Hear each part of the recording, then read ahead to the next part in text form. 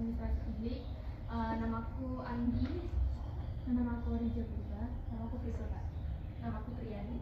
Namaku Saudara. Namaku Ilmi. Nggak perlu apa-apa. Jadi mungkin itu ya perkenalan dari kami. Kami mohon untuk perkenalan. Nama saya Joe, panggilannya Joe ya, aslinya Jonathan.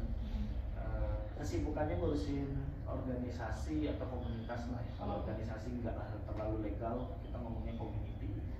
Community namanya Palembang Digital. Ini tahun ketiga ya, tahun ketiga kita rintis. Udah 1140 data yang member yang kita punya dan bergeraknya di bidang digital. Jadi kalau ngomongin digital itu kan luas ya. Jadi kita tuh bergeraknya di bidang digital tapi fokusnya di sumber daya manusia, SDM di digitalnya. Kayak gitulah. Jadi intinya komunitas ini bergerak di bidang digital yang mengedukasi anak-anak atau SDM digital yang ada di Sumatera Selatan. Kayak gitu. Mungkin langsung aja Kak ya. Jadi kan pasti di dalam sebuah kayak komunitas organisasi itu kan pasti ada perbedaan kepentingan yang namanya. Kita kan nggak sendiri, banyak orang. Nah, kan perbedaan kepentingan itu nggak cuma terjadi di internal, mungkin juga di eksternal, hubungan komunitas ini dengan hal lain gitu. Nah, kan itu kan pasti ada ini kayak cara berkomunikasi atau advokasi yang kalau misalnya dalam mata kuliah itu advokasi. Nah, kira-kira kakak selama organisasi ini berdiri, kakak pernah melakukan advokasi sebelumnya? Iya. Jadi kalau di komunitas itu kan beratnya mereka tidak ada struktural organisasi ya. Jadi memang semuanya bukan kayak kepentingan publik ya yang ada atasan, kepala dan yang lainnya. Kalau kita kan fokusnya memang di community itu lebih kepada persahabatan saudara. Tapi komunitas kalau dasarnya kayak gitu kan nggak berjalan. Kita banyak komunitas-komunitas yang cuma tempat nongkrong, nongki ketemu kan. Akhirnya dibikin struktural. Kebetulan saya yang ditunjuk sebenarnya. Kalau ditanya bagaimana mengadvokasi atau mempengaruhi lah bahasanya ya. Kalau secara internal puji Tuhannya anak-anak ini tanda kutip mendukung. Jadi waktu awal dibentuk itu kan nggak ada yang mau maju. Ya kita kan ngasih yang udah berpengalaman. Nggak ada karena mereka berasa harus ada orang di Palembang. Akhirnya ditunjuk pelaku. Dan di situ mereka sepakat bahwa apa yang diambil oleh saya sendiri itu disupport oleh mereka. Nah, jadi nggak ada pengaruh yang sangat politik kental gitu ya, nggak ada. Jadi memang ya visinya memang saya juga masuk komunitas, teman-teman masuk komunitas juga cuma visinya ya untuk pemberdayaan sumber daya manusianya. Jadi nggak ada yang harus lo masuk kubu sini kan. Nah, di komunitas kita memang semuanya tanda kutip kompak lah ya kalau untuk kerjasama. Nah, kalau untuk pihak eksternal ya ada pasti untuk pengaruhnya karena waktu awal kita mulai tahun-tahun pertama kan orang nggak kenal kita, ya orang nggak mau bekerja sama dengan kita. Ini komunitas siapa, apa fungsinya, kenapa dibentuk. Nah, tapi dengan kita memaparkan visi dan misi, terus kita juga punya banyak program kerja ya yang dibuktikan dengan laporan-laporan dan hasil berupa angka. Akhirnya beberapa stakeholder tuh mulai buka mata bahwa komunitas ini sebenarnya memiliki dampak. Makanya kita bisa kerjasama dengan yang kayak kemarin kita sama Kementerian Kominfo, kita sama Kemenparekraf ya kemarin Pak Sandiaga Uno juga, terus dengan pemerintah government di sini juga kita hubungannya baik dengan dinas Kominfo di sini. Bahkan banyak masih program-program yang memang karena pengaruh dari effort yang kita beri itu mereka sangat tertarik untuk bergabung. Nah, sebenarnya yang kita buktikan lewat itu sih, lewat data dan apa yang sudah kita capai. Itu cara kita berkomunikasi dengan mereka ya.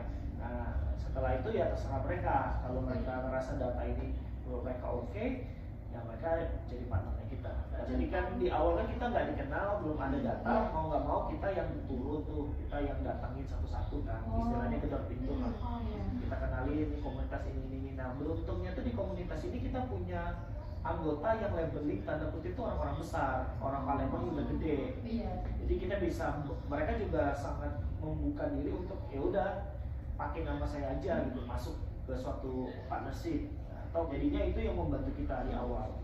Nah, karena dia cuma bantu buka pintu, kita yang bantu untuk yang mempresentasikan ini komunitas dampaknya apa dan keuntungannya apa kalau misalnya kami berpartnership. Nah, akhirnya ya udah 3 tahun ini kita udah banyak lah, bahkan kita yang banyak yang diminta untuk masuk ke partnership kita. Nah, itu yang kita pilih juga. Kalau dari yang kakak jelasin tadi kan menyinggung government enggak ya? Jadi kalau misalnya benar yang kata kakak ini kan baru berdiri, pasti itu orang nggak langsung percaya. Nah untuk government itu sendiri kan itu tadi apa, mereka tuh mungkin nggak langsung setuju, atau mereka tuh pengen apa yang benar-benar dihasilkan kan. Nah sama kayak kakak tadi yang dibilangin pakai data, pakai ini. Nah kalau selain itu kak ada nggak sih kak yang cara-cara gimana caranya pemerintah tuh akhirnya menyetujui oke boleh? Ya orang dalam jawabannya. Lobby Cuma 2 kan. bener. Even lo punya data yang bagus orang dalam, Iya benar. atau lo punya orang kenalan di dalam itu untuk lo bisa ngelobi kan. Iya. Ya caranya ya itu. Jadi yang pertama kalau government saya masuknya kemarin jujur kak lewat orang dalam. Jadi memang ada teman kita yang dikenal, akhirnya kita bisa kenal sama government itu gitu. Ya, komunitas ini kita melihatnya government itu atau stakeholder itu sebagai kebijakan. Jadi kalau kita melihat dari sisinya kita, atau komunitas lain ya, komunitas kita kalau bikin acara kita nggak pernah minta duit sama government. Selalu. Kenapa? Karena kami tahu bahwa government ini adalah hanya sebagai pemangku kepentingan kebijakan. Jadi yang kami minta dari mereka adalah ya satu, mereka datang mensupport dukungan, exposure-nya mereka sebagai pemerintah kan mereka bisa punya exposure besar, networking-nya mereka. Nah, sama yang terakhir ya mereka hadir untuk memberikan dukungan itu secara nyata. Itu aja sebenarnya 4 itu yang kita minta dari pemerintah. Karena kalau kita mau jalan ke BUMN atau kemana nggak ada kebijakan dari mereka juga, ya susah juga kan. Nah, kita kerjasamanya model gitu. Jadi sama government itu kita buatnya dia jadi stakeholdernya kita lah, stakeholdernya kita. Kan namanya komunitas kita butuh yang diakui dari pemerintah.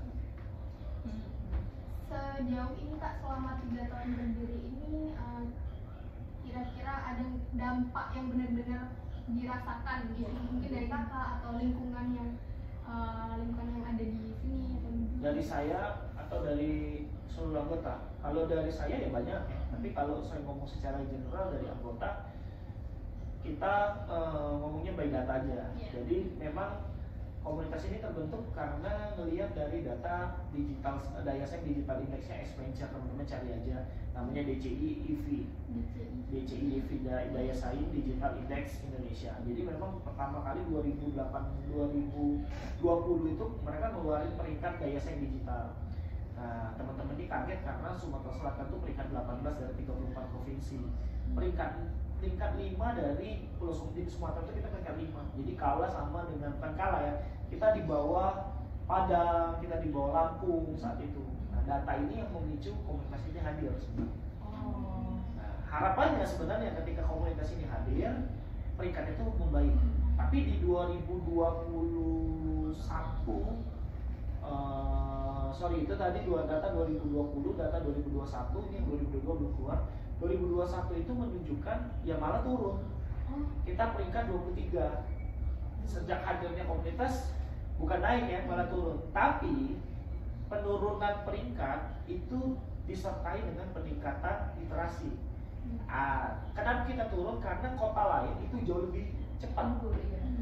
Jadi kalau kita bandingin peringkatnya turun, tapi kalau dibandingin dengan tahun lalu sebenarnya literasi kita naik. Hanya saja kota lain mereka tuh lebih cepat. Jadi kalau kita mau ditanya apa effortnya komunitas ini hadir, satu dari data, kita punya data yang menunjukkan bahwa literasi digital secara tidak langsung kan kalau di data indikator itu ada kemampuan mahasiswa ya dalam kemampuan digital itu meningkat.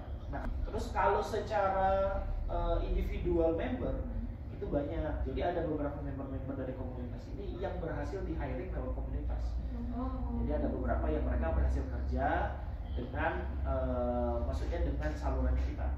Kan dampak yang kita punya.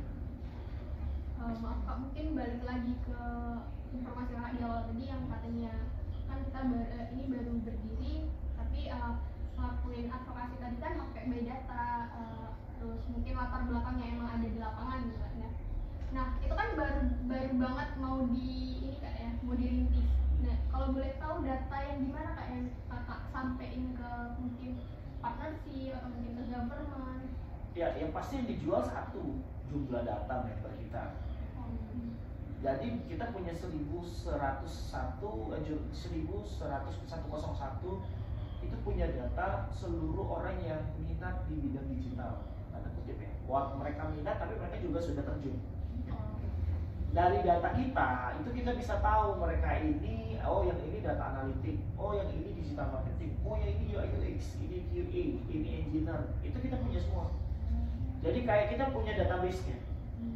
Jadi ketika kami kerjasama dengan stakeholder ini kan juga lihat nih komunitas nih powernya apa, gitu kan. Nah, dari power kita punya data itu. Kami punya 1001 member yang kami sudah trigger, kami sortir, yang mana anak-anak data, yang mana anak machine learning, yang mana data-data anak-anak yang suka engineer itu kita punya. Terus kedua, kita punya data mentor.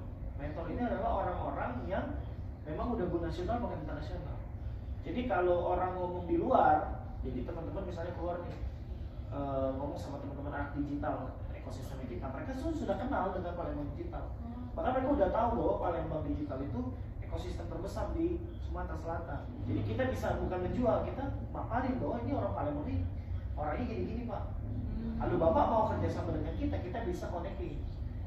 Kita bisa undang orang-orang ini untuk membantu bapak dalam misalnya mengisi bapak pelatihan atau mau sharing session gitu kan. Nah, kita punya resource itu untuk untuk kita yakinkan. Dua itu aja yang kita pakai sebenarnya.